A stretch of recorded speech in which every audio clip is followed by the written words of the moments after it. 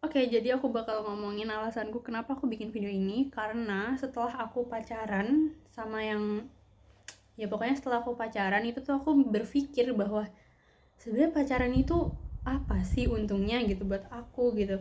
Karena karena kamu tuh pada saat pacaran kamu tuh sudah memberikan dirimu ke orang itu kan, tanpa orang itu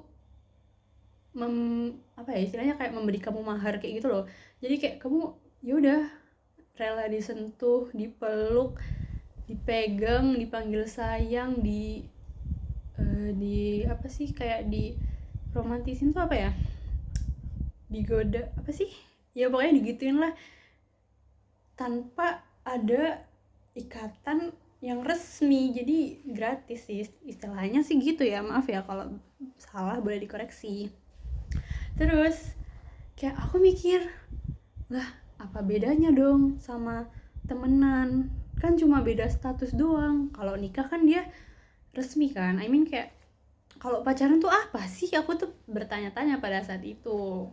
Makanya kenapa aku bikin video ini karena aku sudah menemukan jawabannya ya. Dan aku sekarang sadar bahwa pacaran tuh nggak buat apa ya anjing. Aku dari kemarin tuh kayak pacaran tuh buat apa sih, buat apa. Karena semenjak dari awal aku pacaran, aku tuh nih misalnya aku abis ditembak gitu, terus aku tuh langsung nanya gini, terus kalau kita udah pacaran kita mau ngapain. Karena kayak sebelumnya aku berawal dari teman kan, jadi kayak what's the difference gitu loh. Dan yang aku rasain sih kalau pacaran lebih gampang buat megang dan dipegang sih kalau menurutku ya. Karena kan kayak nggak tahu, itu mungkin udah siklusnya gitu ya. Terus sama beda panggilannya doang, kayak misalnya biasanya manggil nama, sekarang panggil sayang. Sama beda beda apa ya, beda apa nih, ya udah intinya, oh ya beda nama, beda panggilan sama sentuhan, sama beda status. Cuma 3 itu sih kalau menurut aku.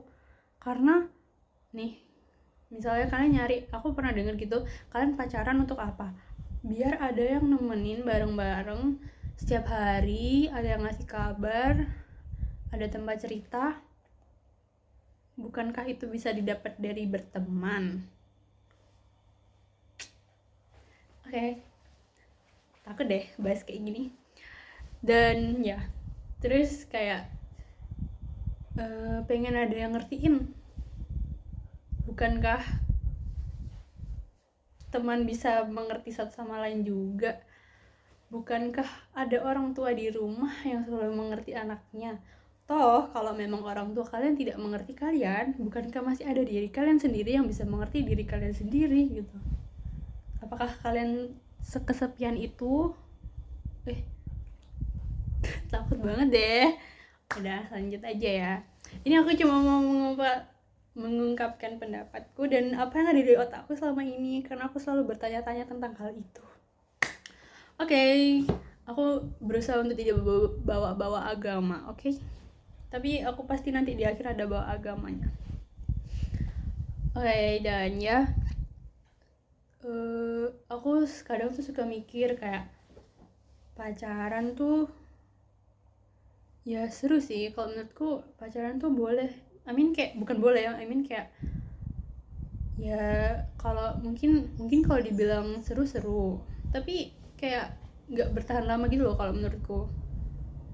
Dan nggak ada yang bisa jamin tahan lama. Dan aku tipe yang I will keep myself for my husband gitu loh, until we married gitu. Jadi sebenarnya aku sebelum menikah, aku tuh bercita-cita punya cowok yang dia tuh bisa menjaga dirinya dan hanya memberikan dirinya untuk diriku seorang istrinya gitu.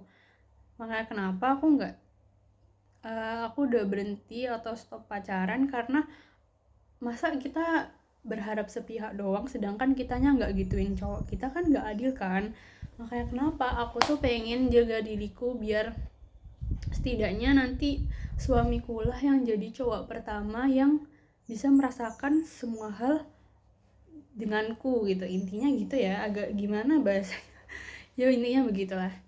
Terus ya apa ya, kayak aku selama ini tuh kuat nahan pacaran tuh ya karena aku mikir kalau kamu mau punya suami yang kayak dirimu sendiri yang punya banyak mantan, emang kamu mau punya suami yang udah pernah dipeluk sama cewek lain, yang dimana aku ini orangnya jealousan dan posesif dikit ya, karena kayak meskipun tampangnya kayak ya udah padahal dalam hati kayak nggak bisa gue. Makanya kenapa aku akan menjaga diriku sendiri. Soalnya sekarang gini ya, kan ada tuh yang pacaran sampai nikah. Kenapa kok bisa ada orang yang pacaran sampai menikah gitu kan, pertanyaan orang-orang biasanya. Kalau jawabanku sih simple aja.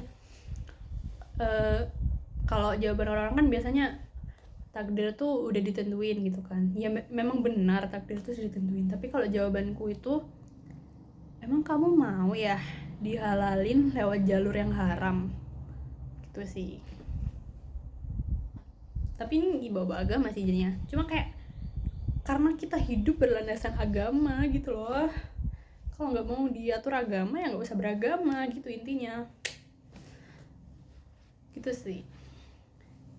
Aku dari dulu tuh aku penasaran gitu, ta'aruf tuh gimana ya?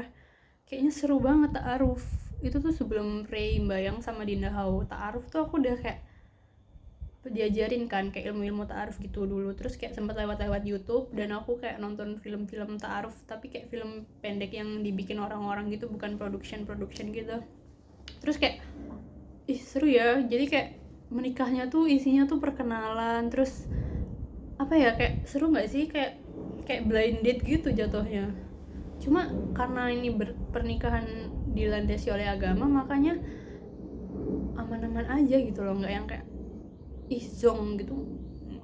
Kalau menurutku ya, selama kamu menikah bukan karena cinta tapi karena Allah, kayaknya nggak ada deh kata perceraian di dalam pernikahan. Karena jujur ya, kalau kamu nikah karena karena kamu cinta, pasti nanti kalau ada masalah yang bikin kalian nggak cinta, agak susah sih buat bersatu. Tapi kalau misal kalian cinta karena Allah, ada masalah apapun tetap bisa balik ke Allah. Jadi carilah alasan kalian melakukan sesuatu itu yang apa ya, yang berusia lama atau abadi gitu. Misalnya kayak menikah karena Allah, karena mau masuk surga. Mau ada masalah apapun, selama dua-duanya masih pengen masuk surga, pasti dijalanin. Gitu sih guys. Makanya kenapa aku kayak, ya ini terlalu panjang ya sampai pernikahan. Intinya adalah aku tidak mau pacaran karena aku selalu memikirkan suamiku di masa depan kelak gitu. Ada yang setuju nggak sih sama pikiranku, atau kayak enggak kayak gitu, yang bener tuh gini-gini. Cuma ya orang jatuh cinta itu nggak pernah bisa dinasehatin. Makanya kenapa aku jarang ngasih tahu temenku. Cuma sebenarnya dosa nggak sih nggak ngasih tahu temen? Cuma gimana kalau mau ngasih tahu nanti pasti susah guys, nasihatin orang jatuh cinta itu guys. Setidaknya kita udah pernah ngingetin sekali aja. BTW berdarah kaki gue anjing. Oh my god, bentar guys.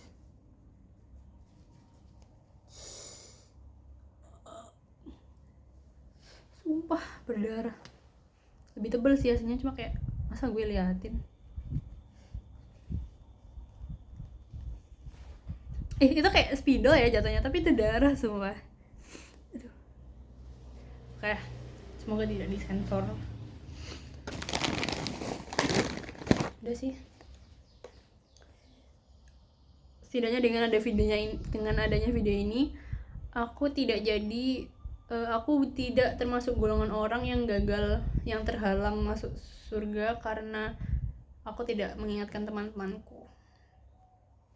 Jadi ada suatu cerita di mana ada seorang pemuda yang dia tuh selalu beramal soleh, dia selalu mengamalkan apa yang dilakukan oleh Rasulullah, selalu menjalankan syariat Allah kayak gitu. Dia sudah meninggal, ini ceritanya lagi penghitungan amal gitu ya. Dia mau masuk surga tapi ditahan. Kenapa tuh kok ditahan? Karena temannya dia semasa di dunia itu tuh bilang kalau misalnya jadi temannya dia selama di dunia ini melakukan maksiat.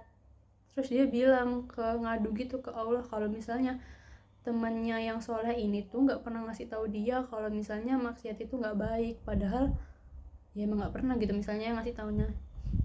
Jadinya orang yang beramal ini ketahan, nggak bisa masuk surga. Kan kasihan guys, padahal kita cuma karena nggak ngingetin doang. Jadi kayaknya aku mending dibilang soalim deh daripada merasakan hal itu, merasakan kesalahan yang dimana itu sebenarnya bukan kesalahan kita. Dan dari dulu aku pengen banget punya amal jariah. Jadi semoga aku bisa punya buku, atau enggak aku bisa bangun masjid, atau enggak aku yang pokoknya yang menghasilkan amal-amal jariah gitu, atau enggak minimal aku nyumbangin sajadah di masjid atau mukena atau Al-Quran atau apapun gitu yang kalau aku meninggal tuh pahalanya masih berjalan karena orang-orang masih melakukan itu gitu guys. Intinya lah kayak ilmu tuh salah satu alasan kenapa aku pengen jadi guru, karena ilmu yang ngasih ilmu udah meninggal, ilmunya masih dipakai. Bayangkan guys betapa banyaknya derasnya pahala itu mengalir, tapi ilmu yang baik loh ya. Sama dengan halnya dosa jariah, kalau kalian ngasih tahu hal yang nggak baik dan diikuti